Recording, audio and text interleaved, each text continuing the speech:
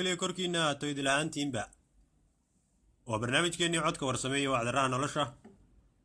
taxanaheena waxaynu ku soo gudbin doonaa 8 dhacdo oo masiibiyo argagax leh oo dunida ka dhacay sanadka 2020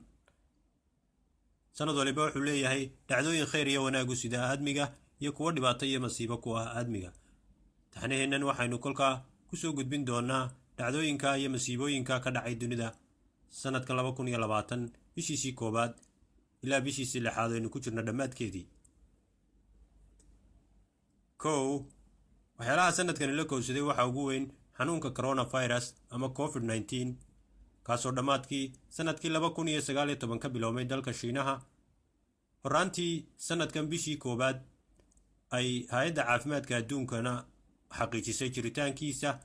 isla sanadkaas bishiisii saddexaad bilowgeediina ay hay'adda caafimaadka adduunku u aqoonsatay inuu yahay virus ama cudur faafaya oo halistiisa leh ayna tahay in aadmiga oo dhan iska kaashado sidii loo joojin lahaa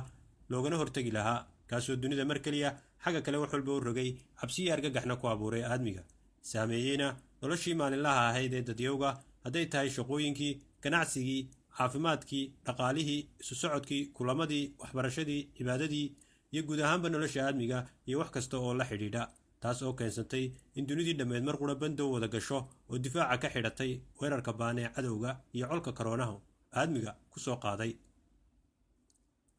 si ay isaga caabido taasoon ilaa iminka wax natiijo laga gaadhin iyadoo aadmiga ilbaxayhi maskaxdiisii isugu geeyey sidii uu soo afjari lahaa fayraskan corona ee dhibaatada ku ah aadmiga dab ka biloomay dhammaadkii sanadkii hore kaymaha Australia ayaa bilowgii sanadkan halkiisii ka sii socday kaasoo galaaftay dad iyo dunyo badan deegaankaasna si argagax leh u dhibaateeyay halkaasoo ay ku halaagsameen tiro lagu qiyaasay 500 oo milyan oo xayawaankii kaynta ku noolaa ah uu halkaa ku halaagsamay dabkaas balbalay wuxuu saameeyay dhul lagu cabiray 18.6 milyan hektar wuxuuna burburiyay kumanaan guri kuwaasoo gebi ahaanba shuf beelay waxaanu dilay dad kun ku dhawaada